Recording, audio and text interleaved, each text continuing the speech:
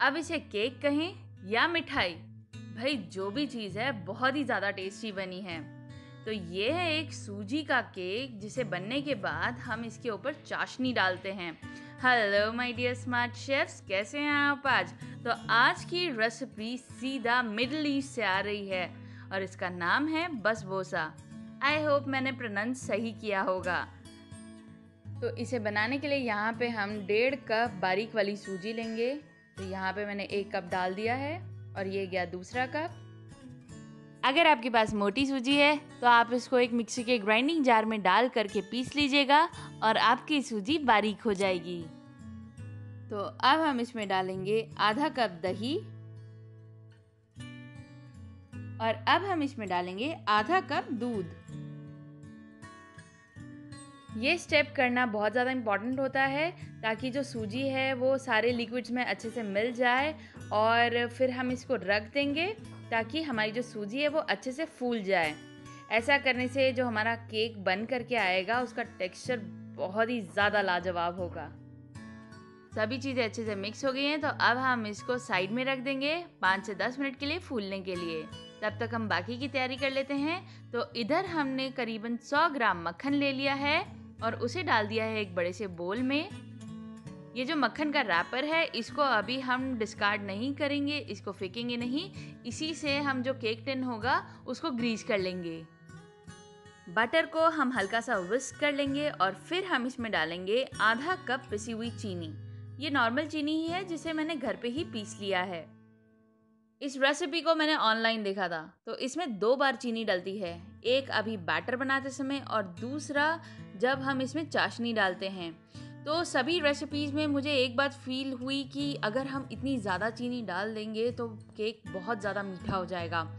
तो ये जो मैंने हिसाब लगाया कि इतने बैटर में केवल आधा कप पाउडर्ड शुगर जाएगा, मतलब आधा कप पिसी हुई चीनी जाएगी, ये बिल्कुल परफेक्ट हिसाब था। मुझे 2 बार लगा इस केक को परफेक्शन में लाने के लिए, मगर अब बिल्कुल परफेक्ट केक बन कर के आया, बिल्कुल परफेक्ट मीठा था। आप इसी तरीके से बनाइएगा और आपका केक बिल्कुल परफेक्ट बनेगा। तो यहाँ पे हमने बटर और चीनी को तब तक विस्क करा है जब तक ये क्रीमी टेक्सचर पे नहीं आ जाता। इसको इस तरीके के क्रीमी टेक्सचर पे लाना बहुत ज़्यादा ज़रूरी है। ऐसा करने से हमारा जो केक है वो काफ़ी अच्छे से फ्लफ़ी बनता है।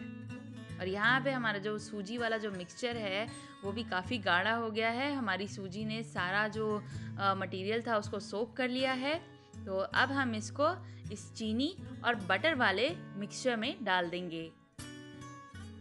सूजी में शुरू में ही बहुत सारा दूध या दही मत डाल दीजिएगा, इसको और भी ज़्यादा लिक्विडी बनाने के लिए, क्योंकि ऐसा करने से कई बार ऐसा होता है कि जो हमारा केक का बैटर फिर एंड में जो बनता है वो बहुत ज़्यादा रनी कंसिस्टेंसी का बन जाता है और हमारा जो केक है वो इतना बढ़िया बन के नहीं आता। तो 1.5 कप सूजी में आधा कप दही और आधा कप दूध ही डाल करके रखिएगा, ये काफ़ी रहेगा सूजी को फुलाने के लिए।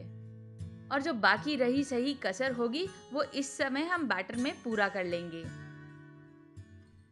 तो ये सभी चीज़ें अच्छे से मिक्स हो गई हैं। तो अब हम फिर से इसको ढक करके 5 मिनट के लिए साइड में रख देंगे ताकि हमारी सूजी और अच्छे से फूल जाए। और उतनी देर में हम अपने केक टिन को अच्छे से ग्रीस करके तैयार कर लेंगे। 5 मिनट बाद हमारी जो सूजी में रही सही जो कसर रही होगी फूलने में, वो फूल चुकी होगी। यहाँ पे आप देख सकते हैं बैटर बिल्कुल थिक हो चुका है। तो अब हम इसमें दूध डालना स्टार्ट करेंगे। तो अब हम इसमें आधा कप दूध बिल्कुल थोड़ा थोड़ा करके डालेंगे ताकि जो हमारा बैटर है वो बिल्कुल रनी ना हो जाए। और इस बैटर को हमें थोड़ा सा थिक रखना है क्योंकि ये जो केक बनेगा ये थोड़ा सा डेंस बनता है। तो आधा कप जो दूध हमने लिया था बैटर में मिलाने के लिए, उसमें से 1 टीस्पून दूध बच गया है। तो इसको हम साइड में रख देंगे और अब हम इसमें डालेंगे करीबन 1 teaspoon vanilla essence. Original recipe में इस समय इसमें रोज़ एसेंस या फिर गुलाब जल डलता है, मगर इस समय मैं बैटर में वनीला एसेंस डालती हूँ और फिर वो जो बाद में हम सिरप बनाएंगे ना उसमें हम रोज़ वाटर या रोज़ एसेंस डाल देंगे। तो इस तरीके से भी बहुत ही बढ़िया फ्लेवर आता है केक का। तो क्योंकि इसमें सूजी को फुलाने का प्रोसेस अच्छा खासा है तो इसमें हम बेकिंग सोडा और बेकिंग पाउडर सबसे एंड में डालेंगे। तो अब हम इसमें डाल रहे हैं 1 टीस्पून बेकिंग पाउडर और फिर हम इसमें डालेंगे आधा टीस्पून बेकिंग सोडा। नॉर्मली जो हम केक बनाते हैं उसमें हम ये बेकिंग सोडा और बेकिंग पाउडर ड्राई इंग्रेडिएंट्स को जब मिक्स करते हैं तभी डाल देते हैं, मगर इस वाले केक में क्योंकि हमें सूजी को फुलाना रहता है इसलिए हम सबसे एंड में डालते हैं। यहाँ पे आप देख सकते हैं इसको मिक्स करते करते ही हमारा जो बैटर है वो काफ़ी फूल गया है, फ्लफ़ी हो गया है। तो अब हम बिना देरी किए इसको अपने केक टिन में डाल देंगे। इस केक को आप कुकर में भी बेक कर सकते हैं, कढ़ाई में भी बेक कर सकते हैं, और क्योंकि मैं अपने चैनल पे बहुत सारे केक कुकर और कढ़ाई में बेक कर चुकी हूँ तो ये वाला जो केक है मैं अवन में बेक करने वाली हूँ। अगर आप इसको कढ़ाई या कुकर में करने वाले हैं तो प्रोसीजर बिल्कुल वही सेम रहेगा। नीचे एक स्टैंड रख देना है और फिर मीडियम फ्लेम पे इसको 40 से 45 मिनट तक, या फिर जब तक हमारा जो टूथपिक है वो बिल्कुल क्लियर ना आ जाए तब तक बेक करना है। केक को बेक करने से पहले कढ़ाई, कुकर या अवन को प्रीहीट करना मत भूलिएगा। कढ़ाई और कुकर को हम मीडियम फ्लेम पे प्रीहीट करेंगे और अवन को 180 डिग्री सेल्सियस पे प्रीहीट करेंगे।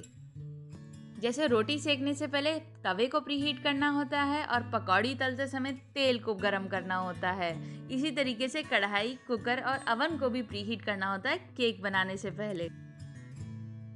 होपफुली मैंने अच्छे से समझाया होगा। तो यहाँ पे हमने कुछ बादाम ले लिए थे जिन्हें हमने भिगो करके लिया था और इसका छिलका मैंने निकाल लिया है, और अब हम इसको इस तरीके से बैटर के ऊपर अच्छे से लगा देंगे। ये स्टेप बिल्कुल ऑप्शनल है, आपका मन हो तो करिएगा, वरना बाद में हम इसको पिस्ते से भी सजा सकते हैं। तो ये हमारा बैटर तैयार हो गया है। तो अब हम इसको एक प्री हीटेड अवन में 180 डिग्री सेल्सियस पे 30 मिनट के लिए बेक कर लेंगे। जब तक केक बेक हो रहा है इधर हम अपना शुगर सिरप तैयार कर लेते हैं। तो इसको बनाने के लिए यहाँ पे हम 1 कप पानी डाल देंगे एक पैन में और 1 ही कप चीनी डाल देंगे। फिर हम फ्लेम को करेंगे हाई पे ऑन और चीनी के घुलने तक का इंतज़ार करेंगे। इस चाशनी को बनाने के लिए हमें कोई तार नहीं बनाने हैं, बस 1 कप चीनी में 1 कप पानी डाल करके आप हाई फ्लेम पे इसको पका लीजिए।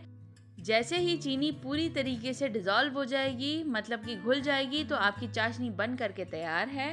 तो फिर हम इसमें डालेंगे 1 टीस्पून नींबू का रस और 1 टीस्पून रोज़ वाटर या फिर रोज़ एसेंस। तो अब हम इस चाशनी को बिल्कुल ठंडा कर लेंगे, और इसको जल्दी ठंडा करने के लिए आप इसको पंखे के नीचे भी रख सकते हैं। मतलब जब हमारा केक अवन या कढ़ाई में से निकल कर के आए तो हमारी चाशनी बिल्कुल रूम टेम्परेचर पे होनी चाहिए। और इधर 30 मिनट बाद हमारा जो केक है वो बिल्कुल परफेक्टली बेक होकर के तैयार है, एकदम परफेक्ट फूल करके आया है, बहुत ही लाजवाब केक बन करके आया है। ये देखिए हमने जो टूथपिक लगाया है वो टूथपिक बिल्कुल क्लीन निकल करके आया है। यहाँ पे आप देख सकते हैं केक ने साइड्स भी छोड़ दी हैं, तो इसका मतलब ये बिल्कुल परफेक्टली बेक हुआ है। यहाँ पे हमारे पास बिल्कुल फ्रेश अवन से निकला हुआ गर्मा गर्म केक है और जो हमारी चाशनी है वो बिल्कुल रूम टेम्परेचर पे है। तो अब हम एक एक चम्मच करके ये पूरी की पूरी जो चाशनी है वो केक के ऊपर डाल देंगे। पूरी की पूरी जो चाशनी है वो एक साथ पतीली से सर करके मत डालिएगा, एक एक चम्मच करके डालिएगा, थोड़ा सा पेशेंस से डालिएगा और बहुत ही लाजवाब एकदम मॉइस्ट केक बन करके तैयार होगा आपका। ये पूरी इतनी सारी जो चाशनी है वो पूरा का पूरा जो ये जो केक है ये तुरंत के तुरंत एब्जॉर्ब कर लेगा। अभी आप देखिएगा कि जो केक है वो ऊपर से बिल्कुल ड्राई हो जाएगा। बस एक एक चम्मच करके डालना है इसमें चाशनी। आप देख सकते हैं चारों तरफ एक एक चम्मच करके मैं डाल रही हूँ। जब एक चम्मच चाशनी एब्जॉर्ब हो जाएगी तब हम दूसरी चम्मच डालेंगे। शुरुआत में जैसे ही आप चाशनी डालेंगे उसी समय पूरा का पूरी जो चाशनी है वो केक सोक कर लेगा। एंड में थोड़ा 1-2 सेकंड लगेंगे उसको सोक करने में। तो ये चाशनी हमारी पूरी ऑलमोस्ट ख़त्म हो चुकी है, 1 या 2 चम्मच ही बची हैं, तो ये भी हम डाल देते हैं केक के ऊपर। चाशनी डालने के बाद इसको 4 से 5 घंटे इसी तरीके से छोड़ दीजिएगा ताकि ये अच्छे से सोक कर ले चाशनी को और अच्छे से सारे के सारे फ्लेवर्स जो हैं वो केक के अंदर आ जाएं। आइडियली तो आप ओवरनाइट भी वेट कर सकते हैं, मतलब रात में इस केक को बेक करें और फिर मॉर्निंग में सर्व करें। मगर मुझसे तो सचमुच बिल्कुल भी नहीं रुका जाता, तो मैं आपको अभी के अभी इसको काट करके दिखा देती हूँ।